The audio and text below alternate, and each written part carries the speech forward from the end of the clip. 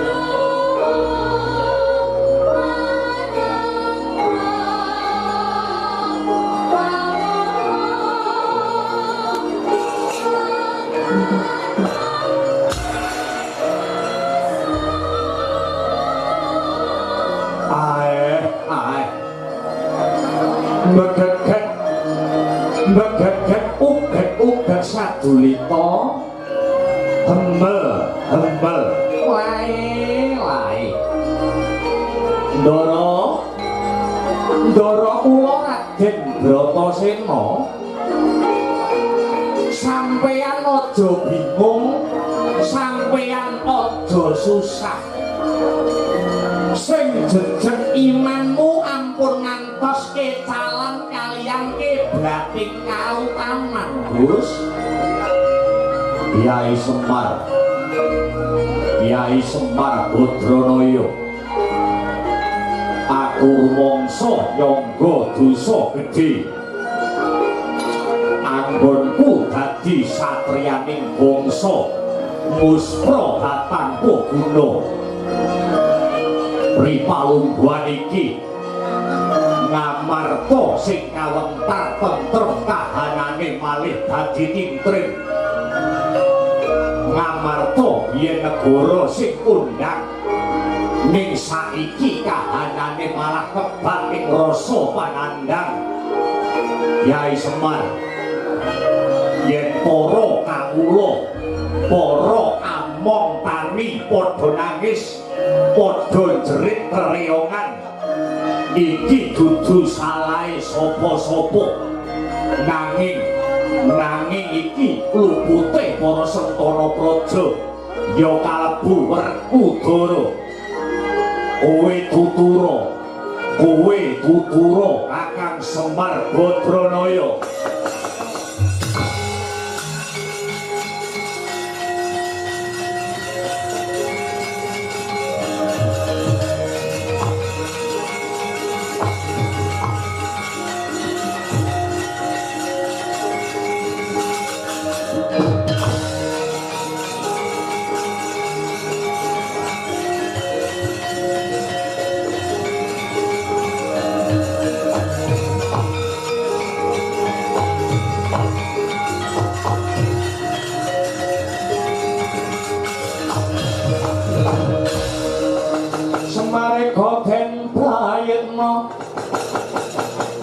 semurire eko ambalik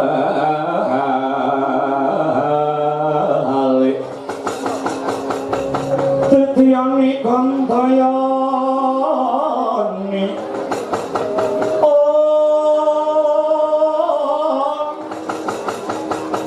trisanya purnama sasi gilar-gilar semedining tengahing latar milangono lintang bimo sehati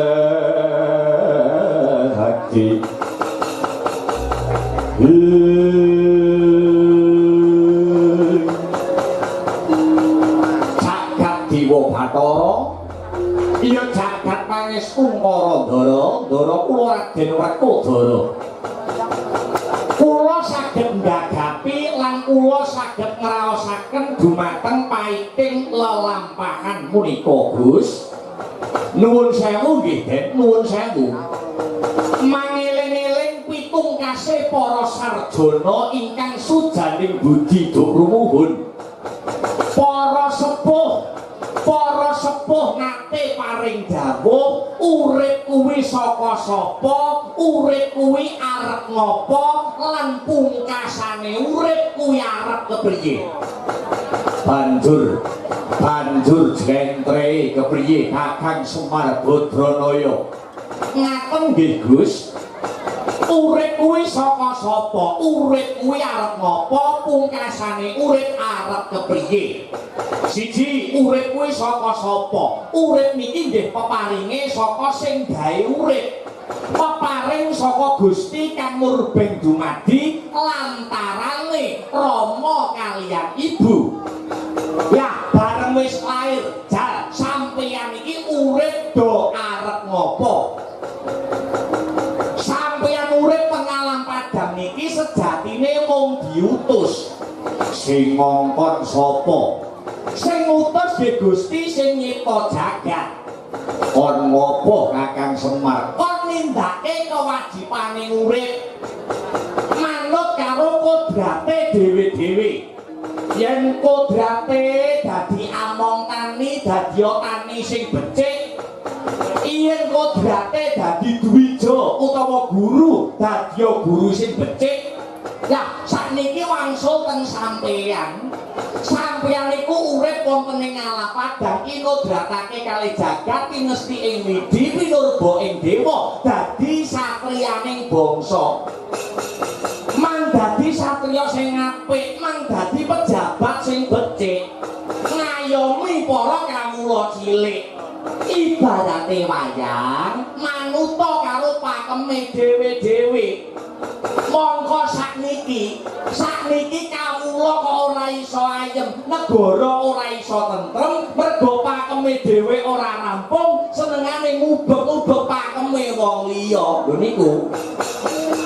Niki sing marake kisruh, Den. Niki sing marake gidhuh. Pungkasane urip arep kepriye? Nggih bali pengersane sing maha urip.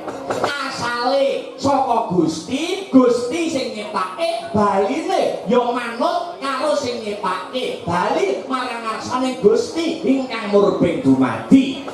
Lah, nek para manungsa niku bali wonten ngarsane Gusti, ibarat gajah mati ninggalo gading. Gajah mati ninggalo gading. Macan mati ninggalo lulang. Gajah mati ninggal gading, macan mati ninggal lulang. Ayo, nek menungso arep ninggal apa? Kalau ngetek kok ninggal utang lho. Nek ninggal utang lho, ninggali perkara. Ayo. Nek menungso mati arep ninggal apa? Tinggalane mboten wonten sanes kejawi namung amal kabecikan. Amal kabecikan sing muraka pitumraping para bebrayan agung.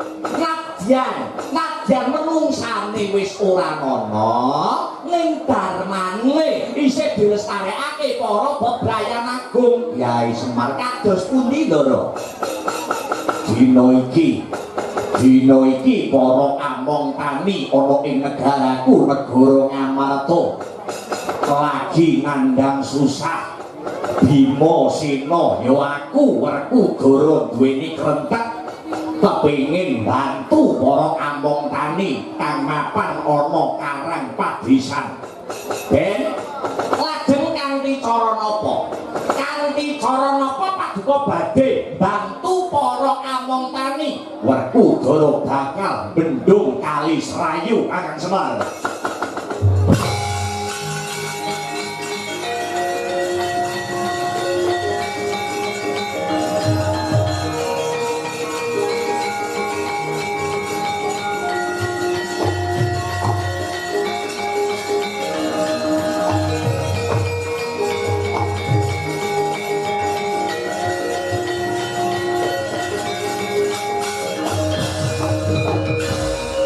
Sikra tandang risang bayu si ore tumungko manembah angler koyo tumpak. Ore tumungko manembah angler koyo tumpak.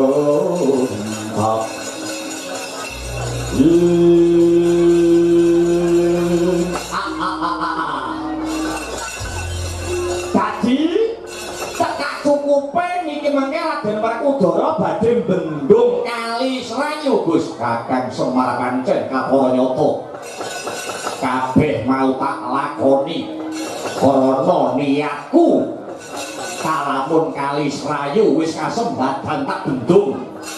Iline banyu saka Kali Serayu bisa kanggo sarana penguripane among tani kang mapan ana ing karang padesan.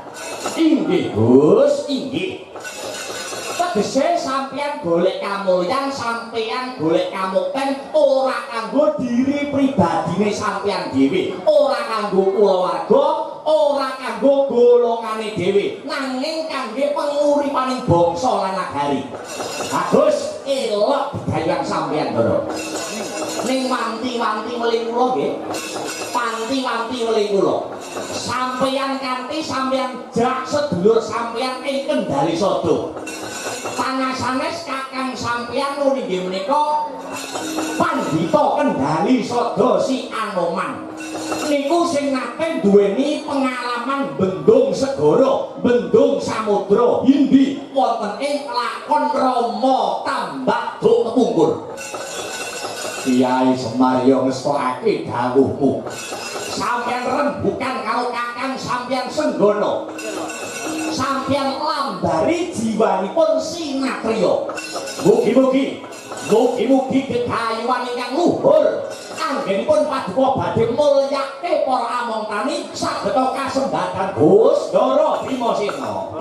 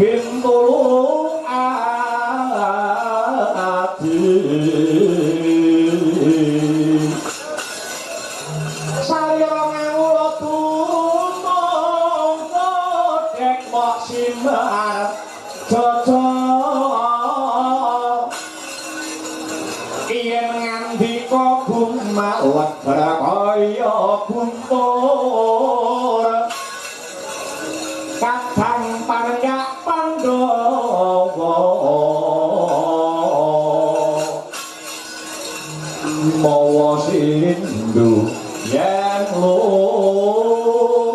mati Wah, Kakang Anoman yo Kakang Senggono kuwi lah dalah. Ya jagat Dewa Bathara ya jagat Pangestu Mara. Yen ora sisip sing dadi panduluku iki kadang siap Dindodipati Yayi Werkudara. Iya Kakang Anoman Kaparanyata. Yayi Werkudara kepiye? Wis sawetara wanci anggonipun Kakang mesanggrah ana ing pesanggrahan Serayu kene.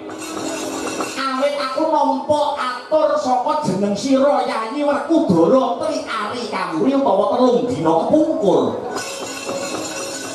Dimas Werkudara nganti Kakangmu Senggono lawan para putra-putra Pandhawa supaya kinen mesanggrah ana ing kali Serayu kene. Sabab ana babakan kang butuhake pambyantunipun Kakang Sajarwa. Sajarwa Yayi, apa sing kudu tak bantu Werkudara? Kakang Anoman piye? Ing mriku lungguhan iki aku ngrasakake lan ngrungokake panjriting para kawula dasih luwih panangise para among tani bebasan uripe ing ripalungguhan iki kaya dikiwake. Mangkono Yayi, pancen Kaparanyata arep nandur wae kangelan uga rampine uga kangelan karana banyune sing kurang peterak ketiga dawa babar pisan ora ana udan mula gumregah sing dadi rasaning Werkudara rasaning Bimasena kepengin bebantu marang kadang among tani kanthi cara apa Dimas? Werkudara dina iki bakal bendung kali Serayu Kakang Anoman. Kowe lah dalah.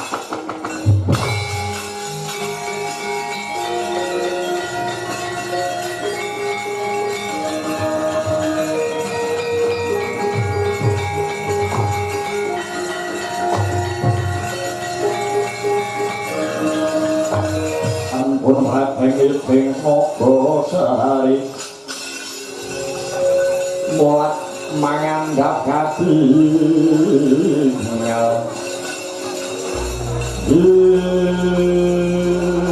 kowe lah dalah adikku Dimas Werkudara bareng siap diucap kang kaya mangkono saknalika pun Kakang eling lelakon jaman do kepungkur. Pun Kakang Anoman uga nate suwita lawan pepundhenku ratu ing negara Pancawati Sri Rama Wijaya. Biyen pun Kakang yo nate Sri Rama Wijaya kuwi ora bendung Bengawan nanging malah bendung wujuding segara. Samudrane Samudra Hindi. Nanging ora merlokake banyune nambah ilining samudra. Gawe kretek gawe dalan perune inarya nyabrang para kadang-kadang wanara anggone bakal ngurut perang tuju ing negara ngalengka jaman kepungkur dara.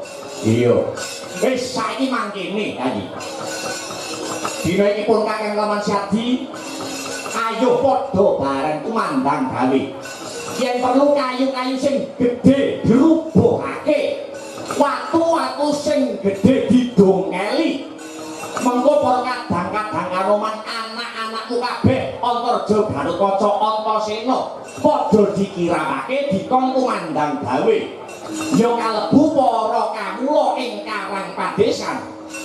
Mangkono Kakang Senggono ya pancen Kaparanyata Dimas aja duweni rasa pangresula lan ora susah dadak pamer iki lho aku wis ora susah kabeh derajate padha Yayi.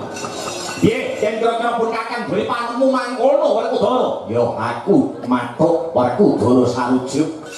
Anak-anakku kabeh Antarja Gatotkaca lan Antasena padha-padha melu tandang gawe sing ora gelem jemangkas sing ora gelem kumremyah ora susah ngaku anake Werkudara. Nokon ngestaken dawuh Rama Kyai, ngestaken dawuh Rama Kyai ya. Aku Antasena manut karo kowe, Pak. Kowe kabeh dadi bocah nom-noman. Aja duweni pitakonan negara wis ngene apa marang kowe nanging pitakonane genti diwalik. Kowe kabeh wis labuh apa karo negaramu. Kedayuan luhur iki kabeh mung kanggo srana kamulyaning para kawula ing negara Ngamarta. Utamane para kadang among tani ing negara Ngamarta. Wis yen pancen mangkono ayo enggal ditindakake pakaryan iki ya Yayi. Paringi sintrang samirana sedya hayu muga-muga bakale manggih rahayu Dimas Prakodara.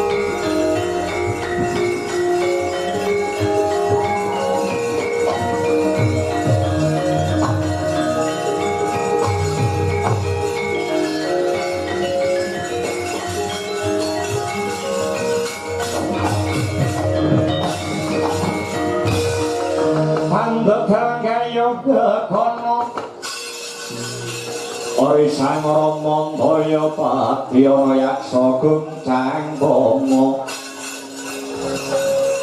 namane wil katak sini dadi jroning warih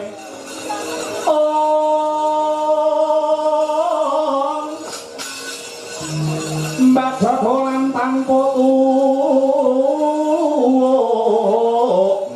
mino drojalatri milo drogo saben ari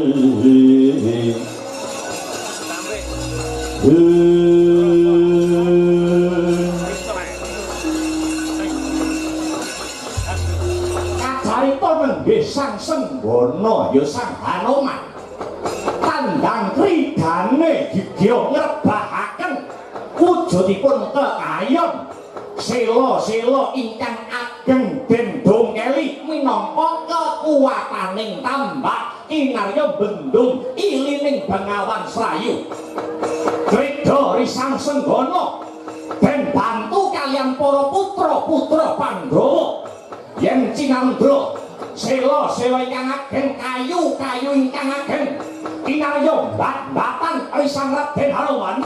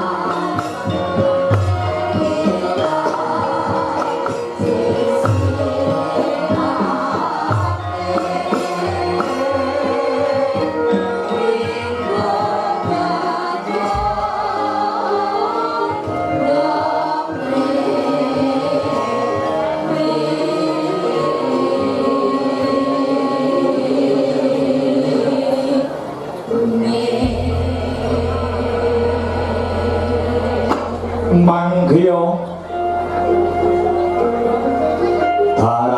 darajating praja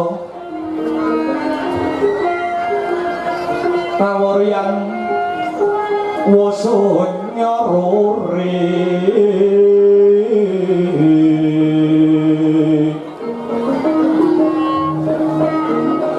ora pangrehing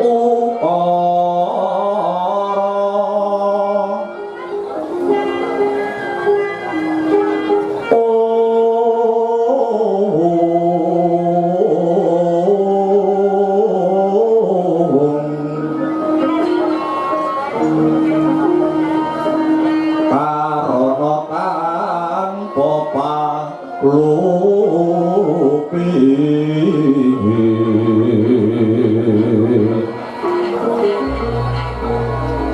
atilar silas putih sujono sar jono kelu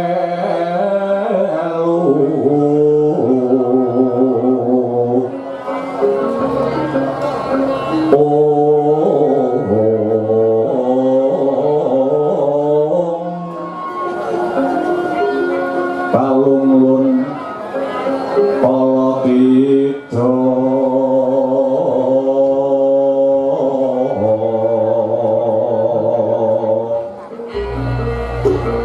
idam tangga ning dumati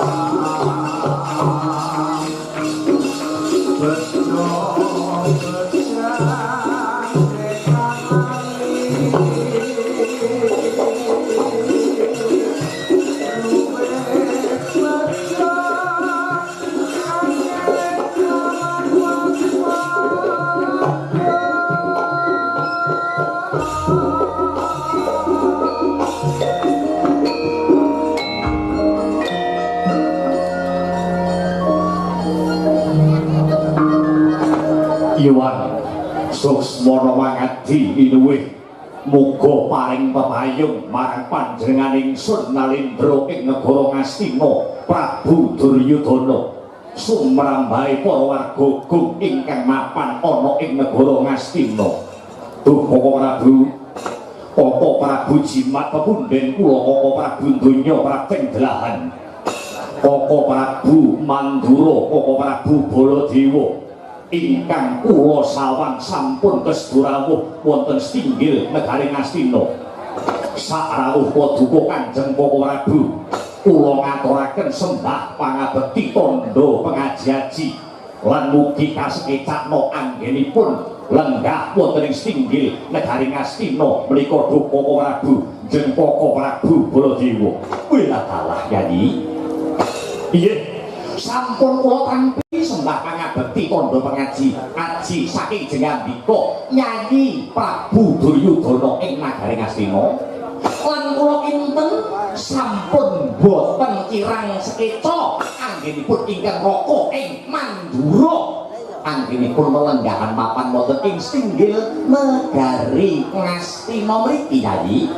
Awit kula bidhal saking negari Mandura ngantos dumugi ing negari Ngastina tansah ginanjar kawilujengan tansah ginanjar kebagas kaswarasan tanpa nyandung rubeda yang sambi pala menapa kinawon. Yayi Prabu Duryudana. Kula prapta lumarat wonten ing negari Ngastina awit Sabta ari kawuri utawi 7 dina kepungkur pun Kakang Mandura nampi sawanipun gandhek sakembaran ingkang ngaturaken wujudipun Nawala utawi Kintaka ingkang dipun tapak astani dening Yayi Prabu Duryudana ing negari Ngastina. Suraosipun tulis supados kula Ratu Mandura Prabu Baladewa kinang rawuh wonten ing negari Ngastina ing ripalenggahan samangke pramila Yayi. Sasampunipun kula sampun sowan marak ngabyantar wonten ngarsanipun Yayi Prabu Duryudana. Wonten wigatos menapa kula tinimbalan wonten ing singgil negari Ngastina.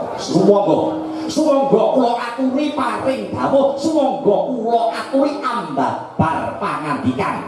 Mbok menawi wonten reruwet pun Kakang saged hanugari, mbok menawi wonten pepeteng pun Kakang ing negari Mandura saged uyung-uyung anyeng kuyung amadhangaken. Koko Prabu kados pundi Yayi?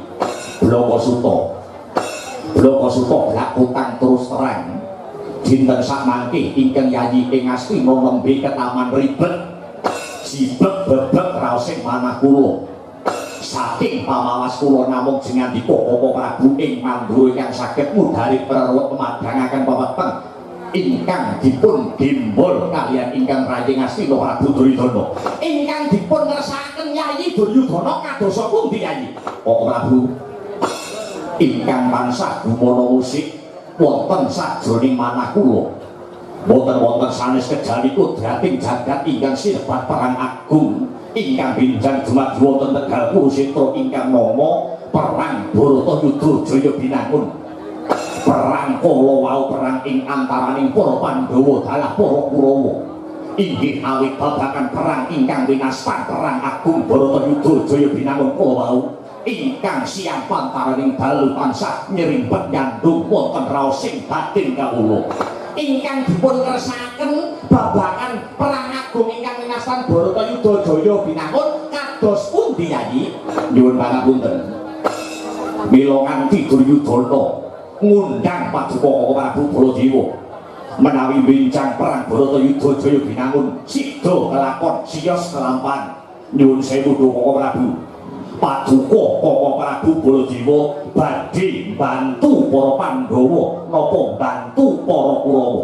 Yayi kula aturi ngajeni sedaya ingkang lenggah mapan wonten singgil negari Ngastina kula aturi midhangetaken lan niteni dhateng ucape Baladewa. Benjang sak mangsa-mangsa Bharatayuda menika dadi Baladewa mboten badhe bantu dhateng para Pandhawa. Lah matur nuwun lakar nika ingkang kula ajeng-ajeng Koko Prabu. Ning kula nggih mboten bantu para Kurawa. Wis lah, wis. Kok kados mekaten niku nalaripun kados pundi ya? Ngaten Paman Semuni, ngaten. Baladewa niku wong tuwa. Tegese tuwa niku kudu kena tinawa lan tinuwi-nuwi. Tegese wong tuwa niku kudu kena kanggo contoh, wong tuwa niku kudu kena kanggo patuladan. Monggo jagat menika sampun nyekseni umat menika sampun ngakoni para Pandhawa niku tasih kadang kula. Kurawa menika nggih tasih kulit daging kula piyambak. Dadi upama Baladewa niku mbelani salah siji nyuwun sewu ana paribasan bacok-bacok landhesan dengkul sing dibacok tugel dengkule melu tatas. Kejawi saking menika Baladewa niki ya ora kepengin diarani wong tuwa sing bancindhe bancilatan. Mila menawi benjang perang agung ingkang sinebat Bharatayuda Jaya Binangun sida kelakon Baladewa mboten badhe bantu sinten-sinten. Baladewa tak ningali ramene Bharatayuda kemawon. Nggih, matur nuwun. Lajeng kula badhe tanget malih. Tanget napa? Miturut petang Paduka. Miturut petang Paduka Koko Prabu Baladewa. Menawi perang Bharatayuda niku sida kelakon, upama Bharatayuda niku sida kelampahan. Sing menang niku para Kurawa napa para Pandhawa? Sing menang niku sing bener, sing kalah niku sing luput. Sing leres niku sinten? Sing lepat niku sinten? Nek niku Baladewa rasa dadak lereng matur. Kudune Nyai Duryudana pun saged tanggap. Malah sakniki kula sing ditakon dhateng Nyai Duryudana. Wiwit Kurawa lair, wiwit Kurawa niku tasih Bayabang nganti Brangkang nganti saiki Dapi Satra Trapang tur kondang. Kurawa wiwit jaman kepengker ngantos sakniki niku sampun nate tumindak jujur napa mboten? Atus pundi? Wiwit riyen ngantos sakniki, wiwit Jabang ngantos Trapang, wiwit Indri-indri nganti ondol-ondol. Duryudana saadi-adine para Kurawa niku nate tumindak jujur napa mboten? Perasaan anu Yun sewu menawi Radi Pekewa anggenipun matur menawi Radi Pekewa anggenipun badhe mangsuli tiyang sak donya niku sampun ngakoni wiwit kuncung nganti gelung rena pantaraning dalu Kurawa niku sing diangkat ora ana ya kejaba patining para Pandhawa. Kamangka Pandhawa niku tanpa dosa, kamangka Pandhawa niku tanpa luput. Contoh rikala jaman kepungkur, nalika jaman lakon Bima bungkus, Jabang Bayine Werkudara ingkang riyen wujude bungkus dibuang ana tengah alas supados angsal pangruwatan. Nanging pripun nyatane napa? Nyatane malah diancam diincim patine kaliyan para Kurawa. Niku Jabang Bayine Werkudara. Nyatane malah diincim diancam matine kalian para Kurawa. Jabang bungkus diranjak gaman keblak papat. Contoh malih wonten nalika riyen jaman lakon Pendadaran Siswa Sukalima. Ing tata lair mulang perang marang murid, rakyat sing balung leting murid nanging sejatine ana sandi kapininge wonten reka daya ingkang lungit. Para Kurawa anggenipun badhe ngungkih cara ing pengangkah turnaning para Pandhawa. Mboten niku kemawon. Rikala jaman lelakon Babat Wanamarta, Pandhawa jare diwenehi karo Kurawa wujude alas sing jenenge alas Wisamarta. Dikon babati para Pandhawa, Pandhawa dikon bangun negara ning sejatine para Pandhawa diloroke ana tengah alas, kabeh Pandhawa mati dipangan jin setan priprayangan. Wonten malih jaman lakon Bale Sigala-gala. Jare Pandhawa diwenehi separone negara Ngastina, Pandhawa dipun papanaken wonten Bale Sigala-gala. Nanging semanten wanci bengi, wanci dalu, lapan dunungipun para Pandhawa malah dipun obong kaliyan para Kurawa. Sinten sing duwe gagasan ngobong balene para Pandhawa? Sapa to sing duwe pikiran ngobong para Pandhawa? Sapa to pimpinane sing ngobong wujude Bale Sigala-gala? Dinten sak mangke wonge ya isih urip kok ora gelem ngaku tak cerdase. Kula sing duwe pikiran ngobong Bale Sigala-gala kula. Ngakoni jenengan, ngakoni. Rasa ning sakniki sengguni pun tobat ta nggih. Jenengan pun tobat nggih, kula pun tobat. Nek mboten percaya sampeyan dolan mah kula ya. Sengguni iki iso tobat lho pripun to? Jenengan dolan omah kula. Padasan niku teng omahe Sengguni padasan niku wonten kalih. Lho. Padasane omah dadak ana loro nggih, sing siji kula tinggal wonten griya, sing siji kula cangking ngalor ngidul. Padasane Sengguni. Syukur nek ngaten. Mundak saya cuma kudu saya eling. Nggih pun kula akoni. Kyai, matur pundi? Kanthi paugeran sedaya kula wau, kamangka para pinter, para sarjana sujani budi sampun paring pangandika. Sura Dirajayane Raksa Gaswa kaping ulah Darmastuti. Sing bener bakal jejer, sing salah bakal salah. Sapa sing bisi ala ing kono waktune bakal sirna. Kula wantun nentokaken. Kula wantun nentokaken Baladewa wani totoan. Bilih benjang wonten aganging perang agung ingkang sebat perang agung Baratayuda Jaya Binangun. Sing menang niku kadang para Pandhawa, sing kalah niku para Kurawa yai.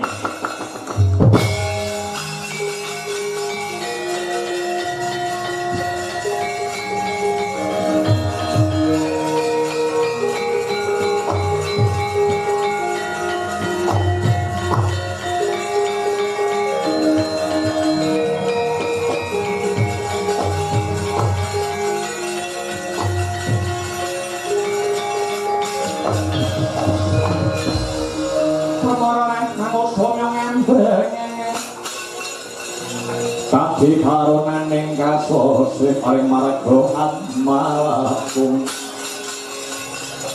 Prisang bondo mastrat mojo lengen lalu mangut adi Surya mangrangsang waya Surya mangrangsang waya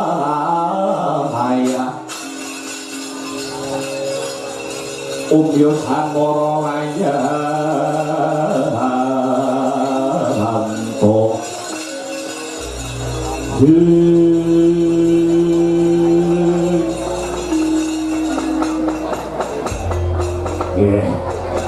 sakmenika atas pundi sakmenika siji sing dirembuk maknanipun kados pundi ora sak ngrembug babagan Bharatayuda nanging sak mangke wonten perkawis ingkang langkung wigati Dujeng Koko Prabu Yayi Duryudana perkawis babagan menapa Koko Prabu dinten menika para Pandhawa wani bendung Kali Srayu pramila boten nama mokal menawi ilining banyu menika mlebet wonten lalatan negari Ngamarta wekasan negari Ngastina mriki babar pisan boten karoban ing toya jalaran inggih awit saking kamurkanipun para Pandhawa ingkang manuh-wani bendung wujudipun Kali Srayu pramila saking menika Dujeng Koko Prabu Sobri menggah pamanggih paduka Dujeng Koko Prabu Baladewa kados pundi ingkang rayi kula pun Duryudana arsa cumadhong dawuh kuwi lah dalah mangke piye to Yayi kula aturi paduka Yayi ngrakit ing raos kesabaran sumangga perkawis menika dirembak sarana kawicaksanan kula ambali atur kula ngajeng Baladewa niku dudu wonge Pandhawa Baladewa niku dudu wonge Kurawa inggih kados pundi Koko Prabu nggih menawi miturut pamanggih kula paduka Yayi Prabu ampun ngantos gadhahi panyokrabawa kaliyan kadang para yayi para Pandhawa kenapa kok para Pandhawa manuh-wani bendung kawontenanipun Kali Srayu awit minangka sumber panguripan para amungkani ingkang wonten kukuban negari Ngamarta pamanggihipun Yayi Prabu sasampunipun Bengawan Srayu dipun bendung karo para Pandhawa Yayi Prabu nggadhahi pamanggih boten omanan banyu rak ngaten lho nggih ternyatanipun kasunyatanipun kados mekaten Dujeng Koko Prabu mangger piye mbok inggih Yayi Prabu menika budidaya piyambak Yayi Prabu Duryudana kula aturi ngreka daya piyambak nyuwun pangapunten pun kakang punika ngertos pun kakang ing Mandura menika ngertos paduka Yayi Prabu Duryudana menika inggih nggadhahi wewengkon wujudipun lepen sing diarani Kali Cingcing Buling Kali Cingcing Buling menika mapan wonten ing kukuban lalatan negari Ngastina gawene Kali Cingcing Buling menika sareng bareng karo Kali Srayu gadahipun para Pandhawa pun kakang kelingan kok Yayi pun kakang kemutan dok kepungkur anggenipun para Kurawa dalah para Pandhawa gawe kali gawene disik-disikan para Pandhawa gawe kali diwenehi tetenger Kali Srayu Yayi Prabu Duryudana sakurawane gawe kali diparingi tetenger Kali Cingcing Buling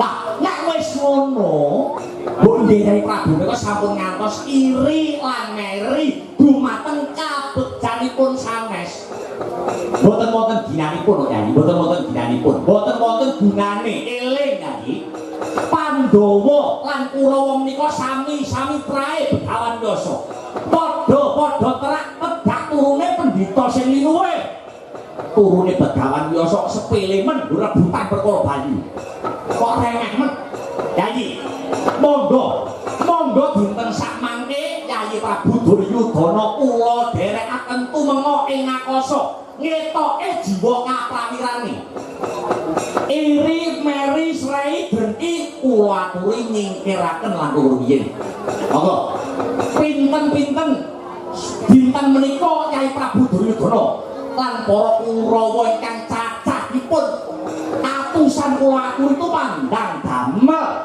Kula aturi tumandang makarya. Yai Prabu Duryudana gadhahi kadang Kurawa ki ora sithik, aja dadi wong keset. Kurawa kudu gumregah.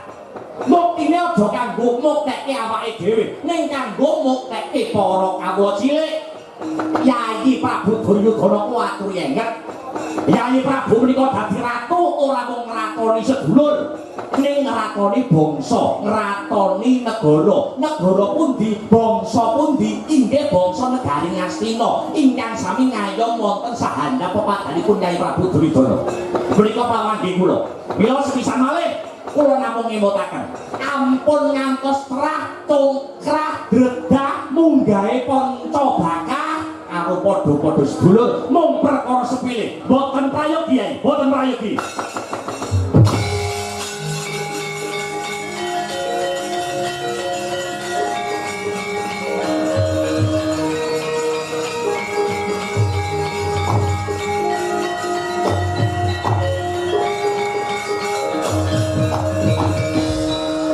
Sowawan sepuluh rekan sumewo gegering pasewakan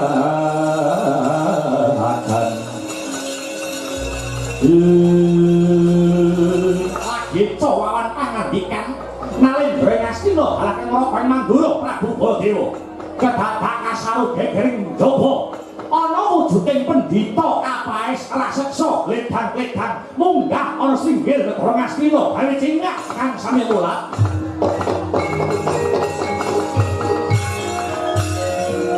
Panika ayo wangsit kita undang ajak ing lawan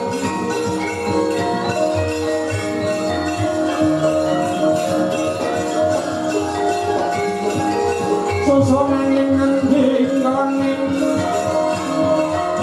susunan ing ngendi kene miwang jane kang pun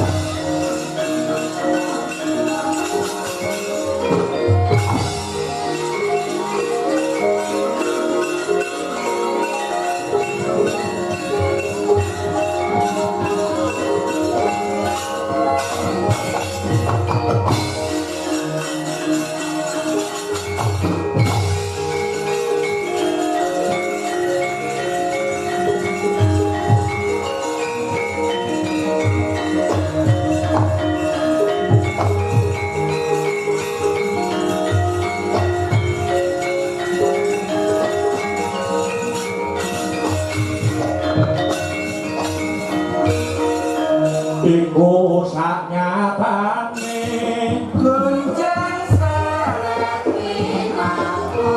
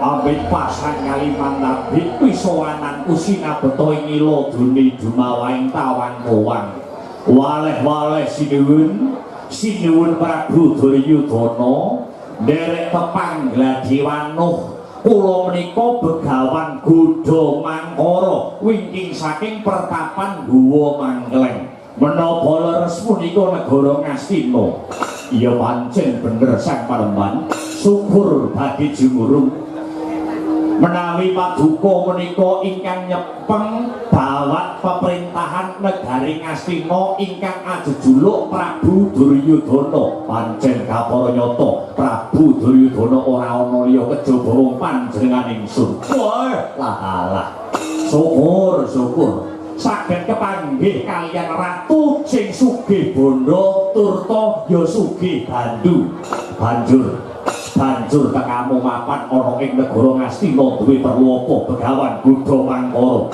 ngaten sowan kula dhateng mriki niku namung badhe pamer apa kowe arep pamer bondo donya sanes anggen kula dhateng mriki namung badhe pamer babagan kasekten awit jagad menika sampun ngundhangaken Begawan Buddha Mangkara menika pendhita ingkang sekti mandraguna bebasan tinatah mendhat jinara menter pinaku bendal binedil jundil kula menika pendhita